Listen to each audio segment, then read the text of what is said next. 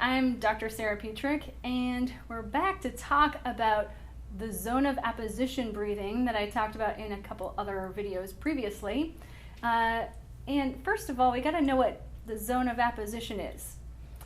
Well, it happens to be in reference to what your diaphragm does when you breathe and what position it's in. Now, when you exhale, the first thing that should happen is that your diaphragm should dome up.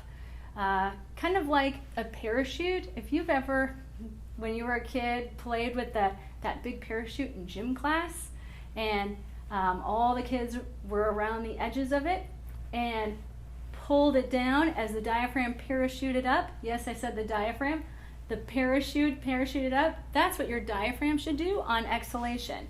So I have my trusty rib cage here, and I've got a TheraBand that I'm going to try to make into a diaphragm today.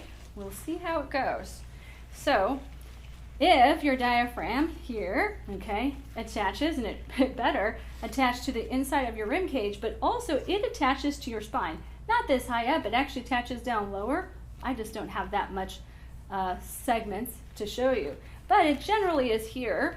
When you exhale, it should, and I'm going to put it on its stand, when you exhale, it should dome up into your rib cage.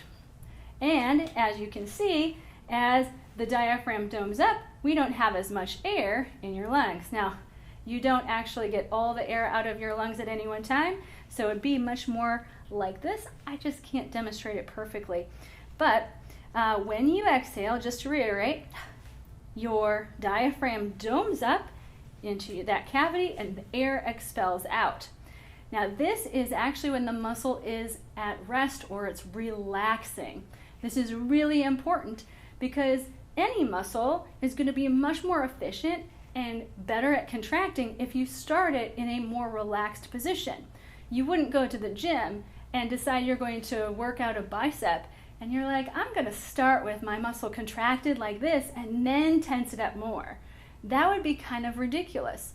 So we always start with the arm straight where the muscle's at its longest, and then we contract it and you work the muscle through the whole range of motion, and you're also going to get a better muscle contraction. So that's why we're going to talk first today about getting a good zone of apposition on exhalation, because we got to get this diaphragm to relax really good first in order to A, get the diaphragm to work a little bit more functionally for you, but B, also to attain a good breathing posture where your ribs are not flared out, creating a flat, distended diaphragm, but instead we get your ribs to come down and in and back so that you get a nice curve to your diaphragm where it's doming up.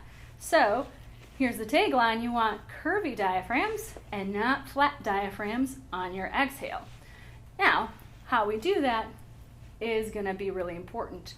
When you exhale, as that diaphragm domes up, there's certain muscles that help move your ribs in order to get you in a good position.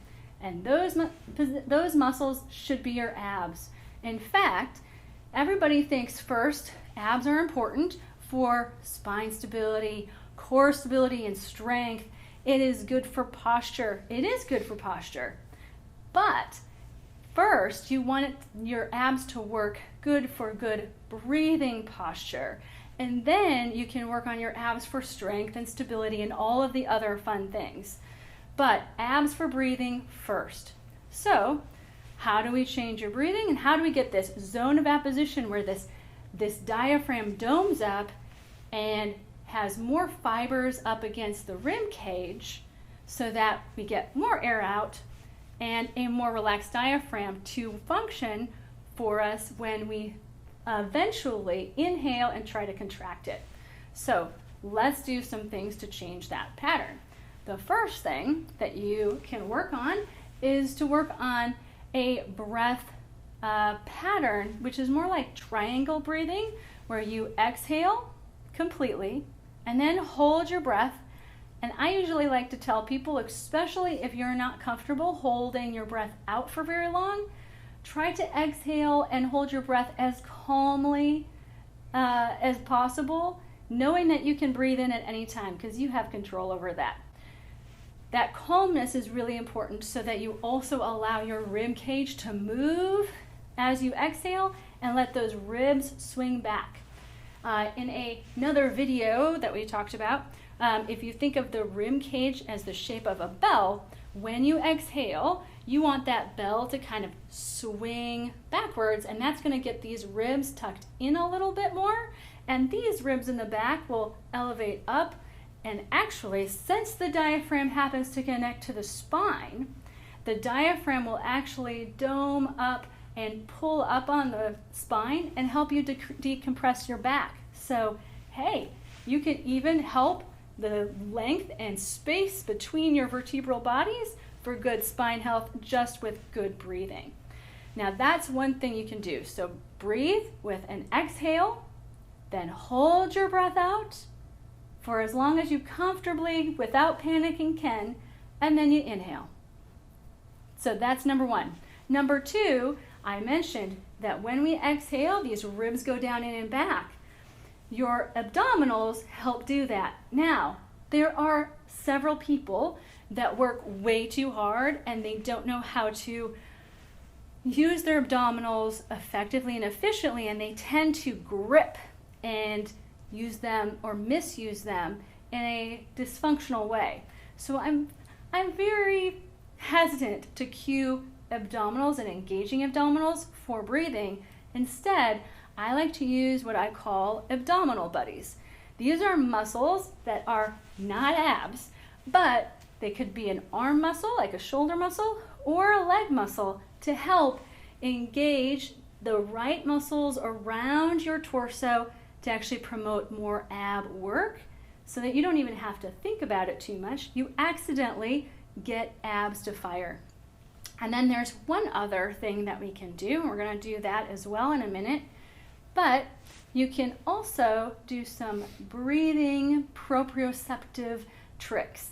And my favorite one is to blow up a balloon. So get ready, that's coming.